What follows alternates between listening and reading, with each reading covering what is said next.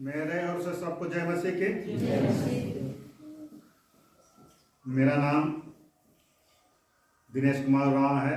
पहले बचपन में कोई दूसरा ही नाम था, लेकिन बाद में मेरा नाम दिनेश कुमार राव रखे और बहुत को पता नहीं था, लेकिन धीरे धीरे पता चल गया। तो मेरा पुराना जीवन काफ़ी संघर्षमय जीवन था। जब हम थोड़ा जानकारी हुआ तो अगल बगल को देखने लगे कि सब कोई ओझा भगत करने के लिए जाता था, और हुआ कि उस सब के साथ में हम भी जाते थे। हमारा ही अपना भाभी हुए और गोतिया भाई लोग था, उस सब के साथ में हम भगत के पास जाते थे। और इस प्रकार से बहुत जगह मतलब चक्कर काटते थे। चक्कर काटते काटते समय आया कि जब हम ज्वाइनिंग किए आर्मी में, और उसी टाइम हम शादी भी किए। और उस समय के बाद से जो दुख तकलीफ हम दूसरे को देखते थे वह मेरे ऊपर में आ पड़ा। तो हम सोचे कि ये तो बड़ा समस्या है। हम पहले दूसरे को देखते थे, अब तो हमारे ऊपर में ही आ गया। तो हम सोचे कि बाकी लोग झेलता है उसी प्रकार से हमको भी झेलना पड़ेगा। हम भी इधर उधर जाने लगे, ओझा भगत ये सब करते करते परेशानी को दूर करने की कोशिश किया, लेकिन कहीं पर भी दूर नहीं हुआ। हम बहुत मतलब जहाँ जहाँ भी लोग बताए यहाँ जाओ वहाँ जाओ, एक से एक बढ़कर एक भगत और डॉक्टर जो भी सुनते थे हर एक के पास गए, लेकिन कहीं भी समस्या का समाधान नहीं हुआ। उसके बाद मैं कभी कभी थक जाता था इलाज कराते कराते, या तो भगत के पास जाते जाते तो फिर परेशान होकर के कभी कभी रोने का मन भी करता था कि मतलब ये क्या समस्या है कि सारा चीज करने के बावजूद भी ये समस्या दूर नहीं होता है। और ऐसे करते करते करीब 4-5 साल हो गया।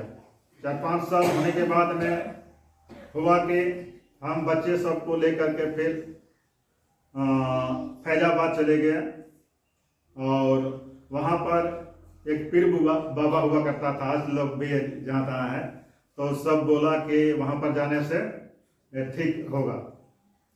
तो वहाँ पर भी गए तो आधा ठीक हुआ, और वहाँ फिर जैसे का तैसे हो जाता है। और उसके पहले हम है कि मौलवी से लास्ट में मतलब घर में है, घर का नहीं बताए, घर बंधनु कराया मौलवी को बुला करके कि मौलवी बोला कि हमारा देवता है आपका घर का रक्षा करेगा। तो हम बोले खर्चा क्या लगेगा?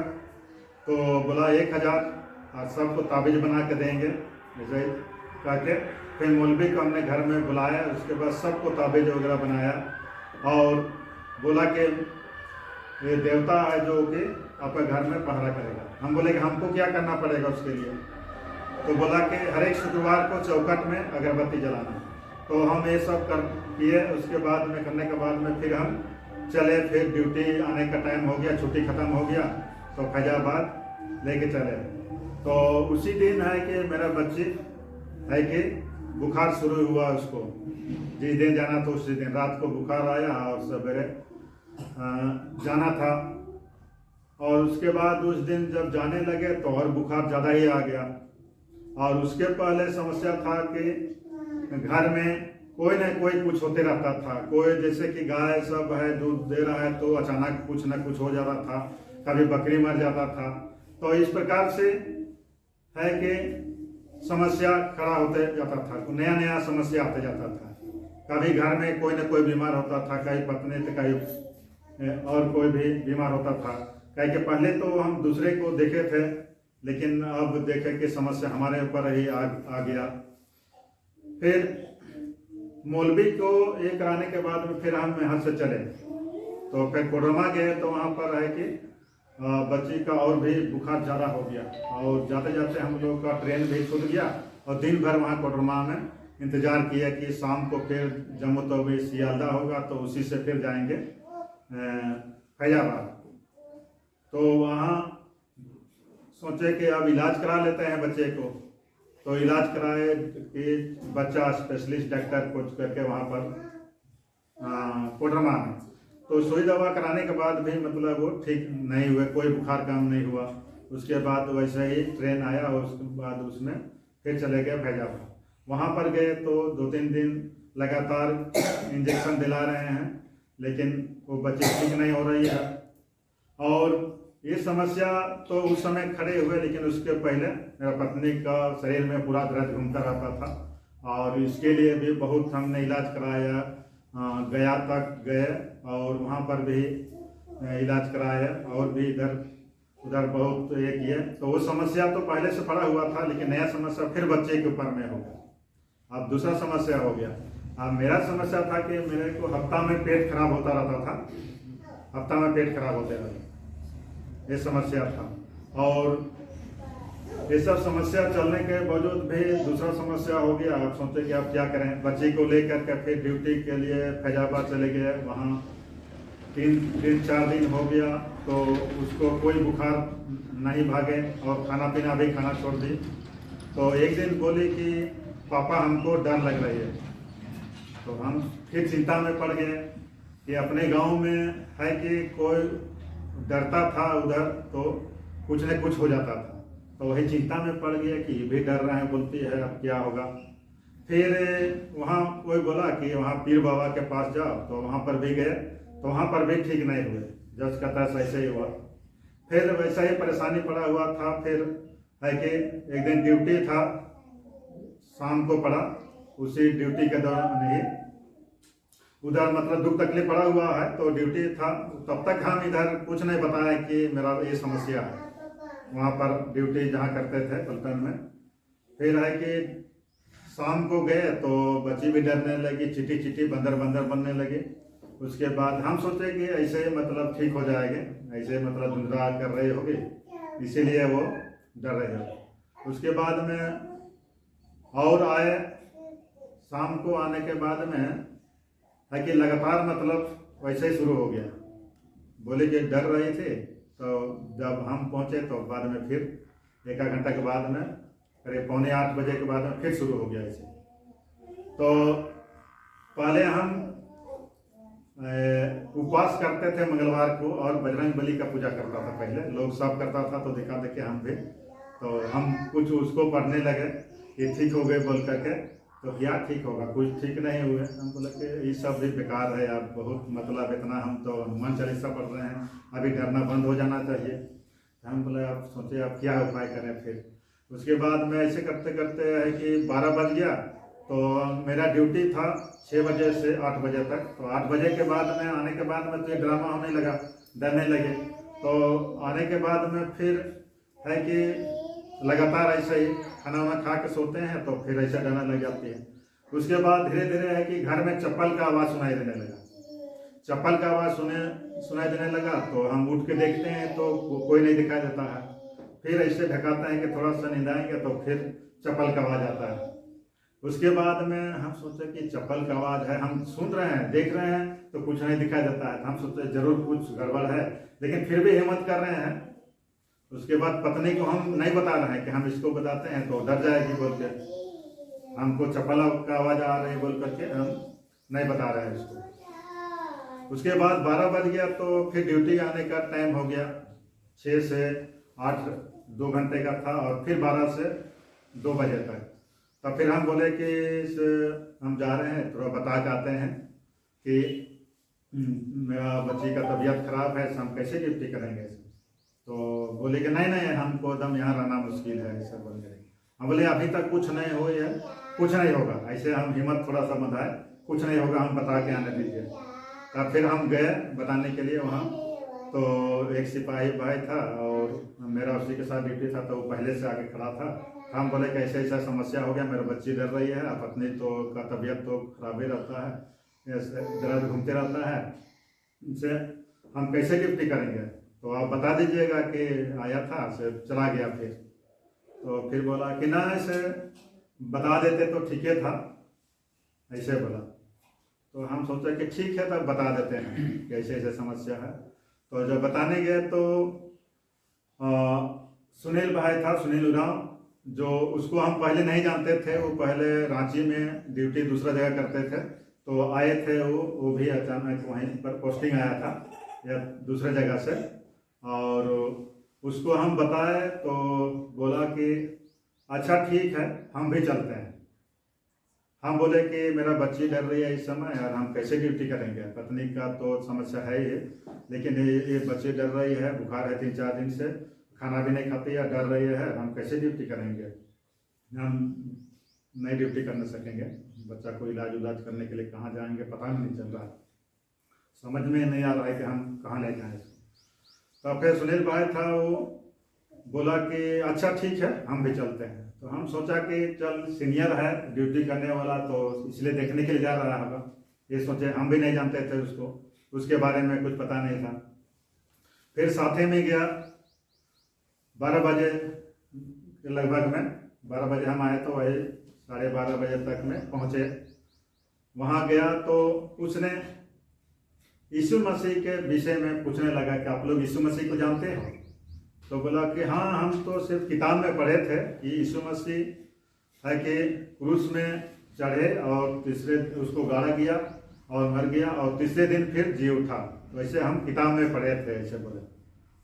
तो फिर उसने बोला कि जिस प्रकार से आज आप लोग डरे हुए हैं, तो दुनिया में हर एक लोग ऐसा ही डरा हुआ है, हर एक जगह लोग डरा हुआ है, कहीं पर कम है कहीं ज़्यादा है, लेकिन डरा हुआ है। और इससे बचने का उपाय और कोई भी दूसरा नहीं है, सिर्फ यीशु मसीह ये है इससे बचने का उपाय, यही एक है यीशु मसीह जो हमेशा आपको बचाने वाला है। और बोला कि एक एग्जाम्पल दिया कि जिस प्रकार से अगर रोड में कहीं अगर गाड़ी वगैरह को रोकना होगा, तो अगर आम जनता अगर गाड़ी को रोकता है तो सब विद्रोह कर देगा, उसको रोकने नहीं दिया जाएगा, बोला क्यों गाड़ी को रोक रखें। लेकिन अगर पुलिस आता है तो वो रोक के रखेगा, तो बोला कि नहीं सरकार का ऑर्डर है इसीलिए गाड़ी को रोकना होगा, तो गाड़ी रुके रहेगा। तो उसी प्रकार से बोला कि जो नीचे का जो देवी देवता जो पूजा पाठ करता है वो टेम्पोररी कुछ तो करता है हल्का फुल्का, लेकिन वो परमानेंट नहीं होता है। लेकिन जो यीशु मसीह आता है, जो ईश्वरीय शक्ति ऊपर से आने के कारण से उसका प्रभाव बहुत ही सामर्थ्य के साथ में इस्तेमाल करता है प्रभु, उसके नाम में रुकावट होता है। सारे जो भी जादू टोना जो भी इतना परेशानी डालता है उसका रुकावट सिर्फ यीशु मसीह के नाम से ही होता है, और यीशु मसीह के नाम से ही परमानेंट रुकावट होगा इसका। और कोई भी ऐसा देवी देवता नहीं है जो कि आपका दुख तकलीफ और जो लोगों को डरा के रखा है उससे छुटकारा देने का और कोई भी नहीं है रास्ता, सिर्फ यीशु मसीह ही है जो कि हम मनुष्य को और पूरा मानव जाति को बचाने के लिए उसने क्रूस पर जान दिया, और इसी कारण से उसी के द्वारा ही मतलब सब लोग को शांति मिलेगा बोला। और जो यहाँ पर इधर उधर जो डरा हुआ है लोग है उससे बचने का उपाय सिर्फ यीशु मसीह है बोला। उसके बाद में बोला कि आइए प्रार्थना करते हैं, तो प्रार्थना किया। उसके बाद वो बच्ची थी से डरना बंद हो गई। वहाँ जब घुसे तो घुसते के साथ ही शुरू से मतलब जब वो घुसे तो उस समय से वो डरना नहीं डरे थे। जब शुरू में गए तो पहले तो डरते हुए देख के आए थे, लेकिन जब सुनील भाई गया तो वहाँ पर वो उस समय से ही वहाँ कभी नहीं डरे थे। जब प्रार्थना की उसके बाद में और ठीक हो गई, उसके बाद अच्छा से बातचीत करने लगे। और 3-4 दिन से खाना नहीं खाए थे तो खाना खाए और अच्छा से बातचीत करने लगे। और बोला कि आप लोग जाइए, आप इलाज कराइए, आप ठीक हो जाएगा।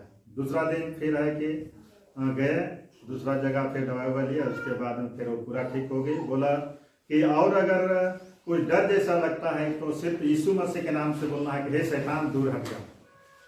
तो ऐसा हिम्मत हुआ। उसके बाद में हम लोग को उस दिन आधा विश्वास हो गया कि जरूर कुछ तो है, कि मतलब है कि इतना दिन हम इलाज कराने के लिए इधर उधर जाते थे तो पैसा लगता था, लेकिन यहाँ तो बिना पैसा का ही मतलब सिर्फ प्रार्थना किया और ये ठीक हो गया, इसका मतलब कुछ सच्चाई है। आधा विश्वास उस दिन कर लिया। उसके बाद में हम लोग फिर उसने नया प्रभु का वचन बाइबल को दिया। उसके बाद उसने बोला कि अगर सच्चाई को जानना चाहते हैं तो वहाँ पर चर्च है फैजाबाद में, वहाँ का पास्टर थे इमानुएल ज्योति प्रसाद यादव जी था। बोला कि वहाँ चर्च में जाइए, अगर मैं बताता हूँ तो आप लोग को लगेगा कि मतलब ये अपने तरीके से कुछ झूठ मूठ का बोल रहे हैं, ऐसा आप लोग को विश्वास नहीं होगा, इसलिए वहाँ पर जाइए चर्च में, तो वहाँ पर आपको पता चलेगा। तो वहाँ पर फैजाबाद में एक चर्च गए तो वहाँ पर एक इमानुएल ज्योति प्रसाद यादव जी था, पास्टर था। और वो इंग्लिश में बाइबल पढ़ता था और हिंदी में ट्रांसलेट करता था। तो वहाँ पर गए तो बहुत लोगों के लिए प्रार्थना करता था। तो वो सब हम देखे। उसके बाद में फिर हम आ गए, हम अकेले गए थे पहले एक दिन। उसके बाद दूसरा संडे को हम पत्नी को लेके जाने लगे, बोले कि चलिए वहाँ पर। तो पत्नी बोले कि नहीं, लोग क्या बोलेंगे, ऐसे ऐसे मतलब चर्च में जा रहा है ऐसे ऐसे। हम बोले कि छोड़िए ना, लोगों को जाने दीजिए, बोलने दीजिए, हमको ठीक होने से मतलब है, जो ठीक करेगा वही परमेश्वर होगा, उसी को मानेंगे। तो उसके पहले तो सब कुछ को देख लिए, हम बोले जो ठीक करेगा उसी को परमेश्वर मानेंगे, उसी को मानेंगे। उसके बाद ले गया। उसके बाद वहाँ पे पत्नी के लिए भी प्रार्थना कर दिया।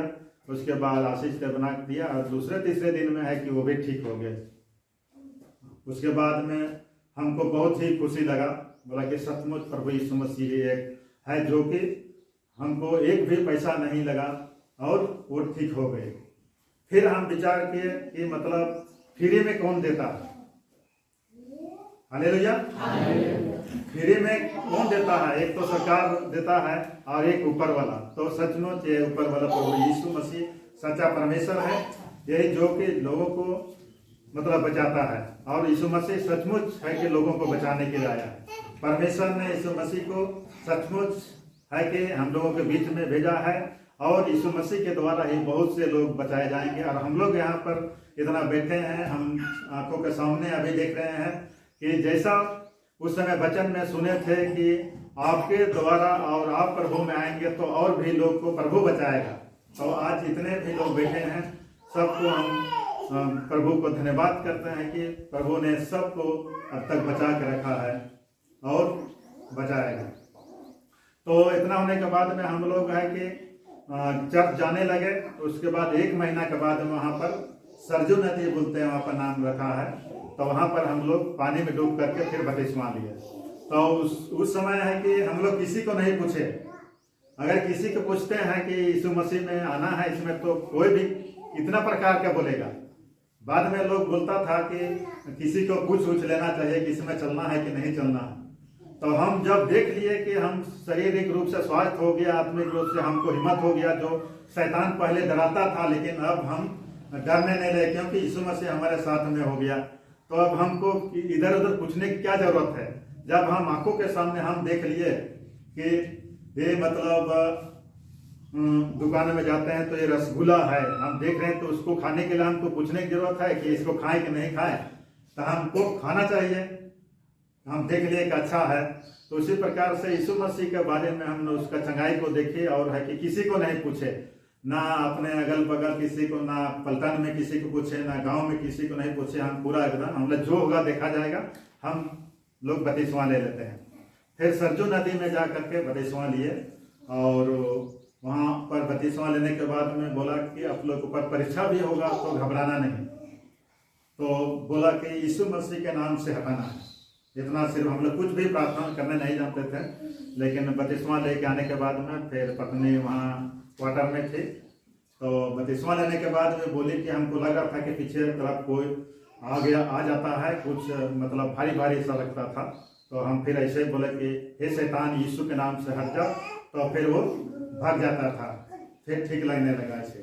तो ऐसे है कि प्रार्थना करना शुरू किया धीरे धीरे और प्रभु है कि आगे बढ़ाता गया।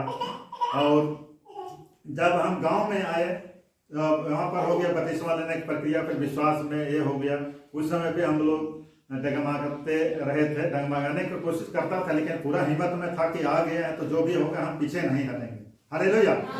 जो भी समस्या होगा हम पीछे नहीं हटेंगे। तो उसके बाद गांव में आए तो गांव में शुरुआत में बहुत लोग विरोध किया है, विरोध करने लगा, कोई भी नहीं आने लगा। उसके बाद 6 महीना तक में मतलब है कि कोई नहीं आया। उसके बाद में घर में आने के बाद में फिर है कि हम अपना भाई को बताए, रमेश को, कि ऐसे ऐसे बात है, हम लोग समस्या में पड़े रहते हैं। प्रभु को मानने से हम लोग समस्या से समाधान होगा और हम लोग ऊपर संकट विपद नहीं आएगा, जो आने का भी होगा तो प्रभु बचाएगा। तो भाई फिर पहले बपतिस्मा लिया था हम लोग के बाद हम हाँ, तो फिर बपतिस्मा लिया, भाई बपतिस्मा दिया। उसके बाद भाई को बताया कि इस प्रकार से प्रार्थना करना है, आराधना करना है। तो इसके बाद इसको लिए फिर यहाँ तक हुआ कि धीरे धीरे मतलब प्रभु सब कोई को बचाने का कोशिश किया। और आज हम देखते हैं कितना जितने भी यहाँ पर एक एक दीदी लोग, भाई बहन लोग, बच्चे लोग सब आए हैं, सब है कि सबको प्रभु ने बचाया। फिर है कि घर में है कि देखे कि माता पिता सब वो सब खैनी खाता था, तो उस सबको भी उपाय बताया कि किस प्रकार से नशा चीज छोड़ना है। तो नशा चीज सब छोड़ते गया। और उसी प्रकार से है कि हम बताते गए, जहाँ पर प्रभु ने अगुवाई करते गया, सबको बताते गया और जो सुनते गया और प्रभु में आते गए, भले सबको बचाया।